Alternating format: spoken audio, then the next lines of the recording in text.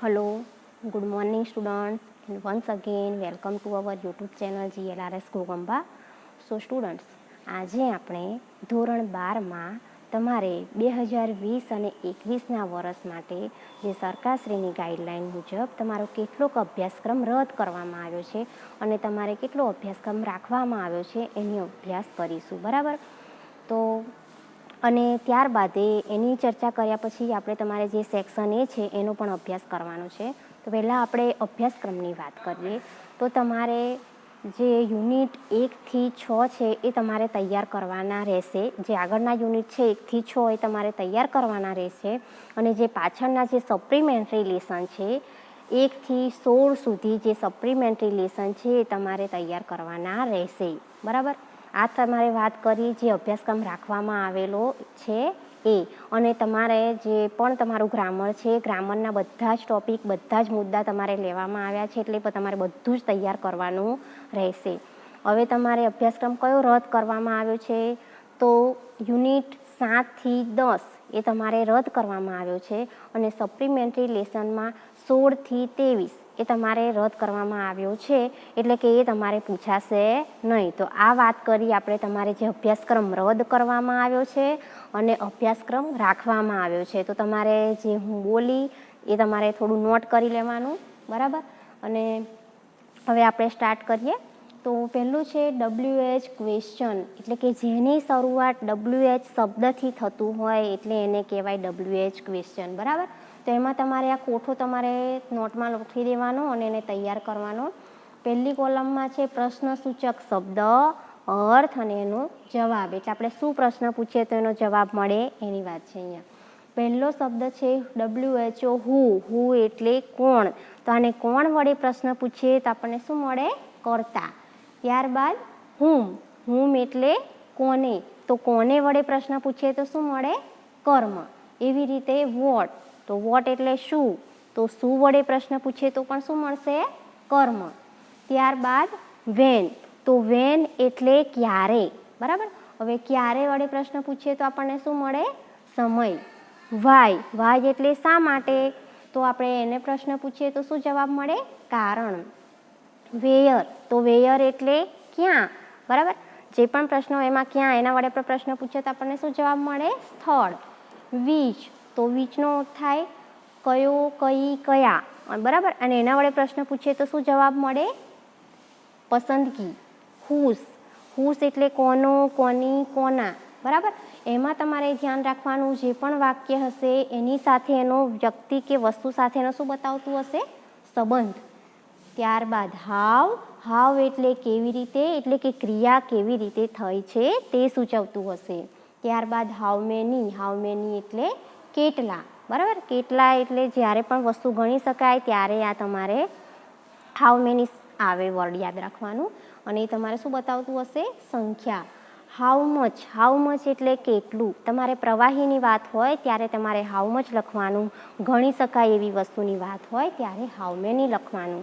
એટલે how much હોય ત્યારે પ્રવાહીની વાત હોય એ તમારે જથ્થો બતાવે અને એનું અર્થ થાય કેટલું, બરાબર? તો આ તમારે આટલું યાદ રાખશો તો તમને થોડી સરળતા રહેશે. હવે આપણે એક્ઝામ્પલની વાત કરીએ તો એક્ઝામ્પલમાં પહેલું તમારે છે ધ ટીચર ટીચીસ ગ્રામર, એટલે કે શિક્ષક એ ટીચીસ એટલે શીખવે છે, ગ્રામર એટલે કે વ્યાકરણ શીખવે છે, બરાબર?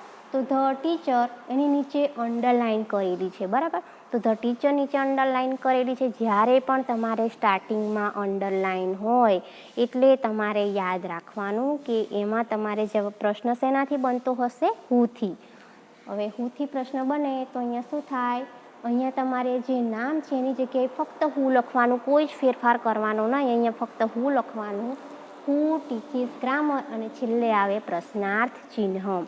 એનું ગુજરાતી કરીએ તો શું થાય કે કોણ વ્યાકરણ શીખવે છે તો આપણને જવાબ મળે ને કર્તા, બરાબર? તો એ રીતે અહીંયા શું થાય તમારે ફેરફાર ખાલી કે અહીંયા હું આવે, ખાલી તમારે જે નામ છે એની જગ્યાએ હું લખવાનું, બીજું કોઈ જ ફેરફાર થાય નહીં. બધું જેમ છે તેમનું તેમ વાક્ય રહે અને છેલ્લે પ્રશ્નાર્થ ચિહ્ન આવે, બરાબર? આ વાત કરીએ આપણે હુંની.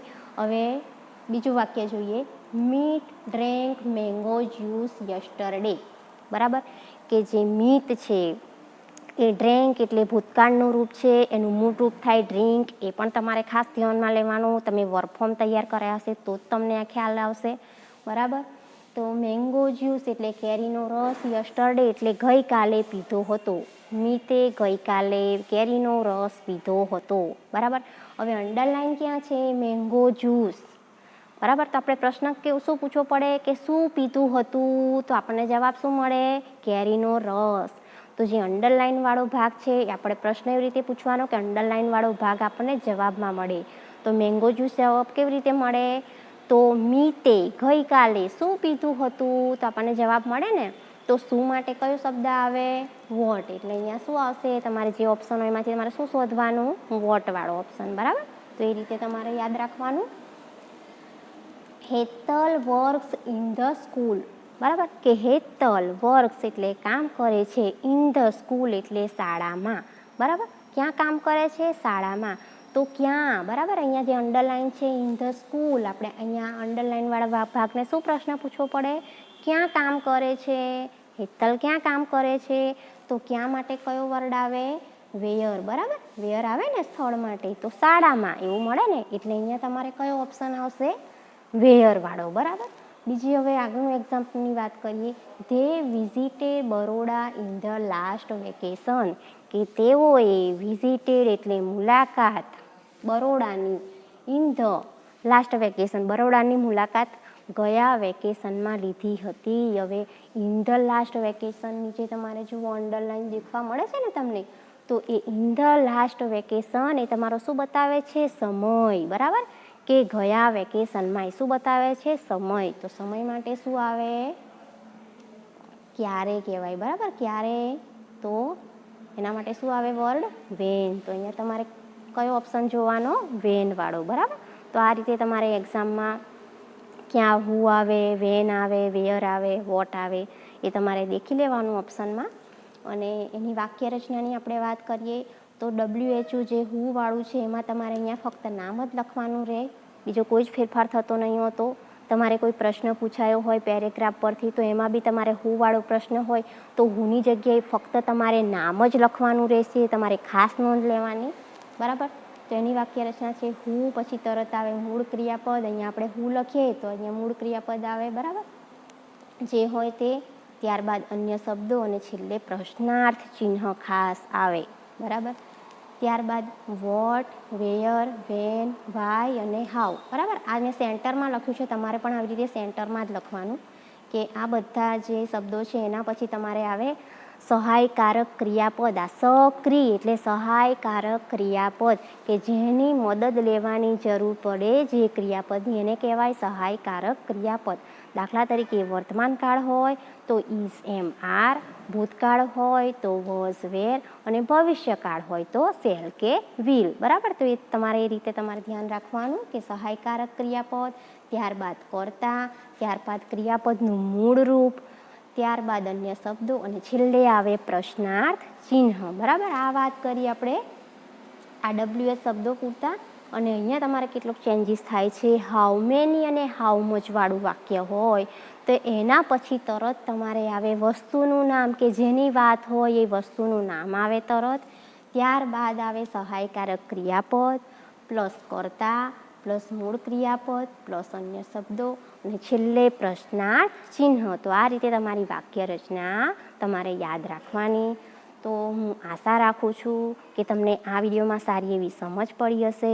અને તમારે સૌથી પહેલાં તો આ તમારે જે ટેબલ છે, જે કોઠો છે એ તમારી નોટબુકમાં સારી રીતે લખી લેવાનું. એને રીડ કરશો તો તમને એનો મહાવરો પણ તમારે જરૂરી છે. તો તમે એ રીતે તમે પ્રયત્ન કરશો તો તમને 100% સફળતા મળશે. Thank you.